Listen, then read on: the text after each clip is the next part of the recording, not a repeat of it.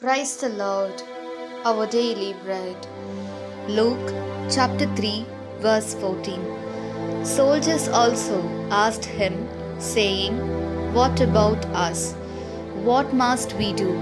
He said to them, "Extort from no one by violence, neither accuse anyone wrongfully.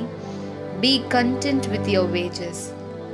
O Almighty God, thank you for giving this wonderful verse. May your presence shower on us. O Lord, you have given us good physical health, family, work, and society. But without realizing it, we bring you grief by falsely accusing others, defrauding others, accepting bribes, and giving bribes. Therefore, bless us to live righteously and honestly like your Holy Father, Joseph, instead of living as such a divided people. We ask this in the name of Jesus Christ. Amen. அன்றாட உணவு. லூக்கா அதிகாரம் 3 இறை வார்த்தை 14. படை வீரரும் அவரை நோக்கி, "நாங்கள் என்ன செய்ய வேண்டும்?" என்று கேட்டனர். அவர், "நீங்கள் எவரையும் அச்சுறுத்தி பணம் பறிக்காதீர்கள், யார் மீதும் பொய்க்குற்றம் சுமத்தாதீர்கள், உங்கள் ஊதியமே போதும் என்றிருங்கள்" என்றார். அன்பின் தகப்பனே, இன்றைய நாளிலே இந்த இறை மன்னாவை கொடுத்ததற்காக நன்றி ஆண்டவரே. இறைவா, நீர் எங்களுக்கு நல்லதொரு உடல் உள்ள சுகத்தையும் குடும்பத்தையும் வேலையையும் சமுதாயத்தையும் கொடுத்திருக்கிறீர்.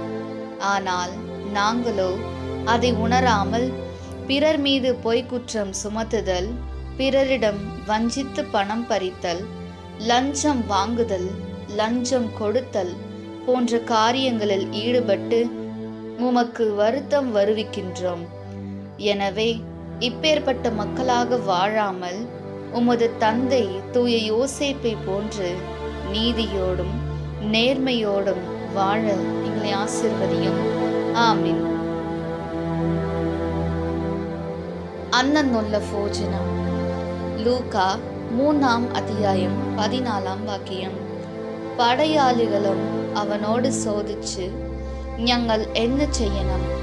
അവൻ അവരോട് പറഞ്ഞു, "നിങ്ങൾ ആരെയും ഭീഷണിപ്പെടുത്തരുത്, വ്യാജമായ കുറ്റാരോപണവും അരുത്, വേതനം കൊണ്ട് തൃപ്തിപ്പെടണം."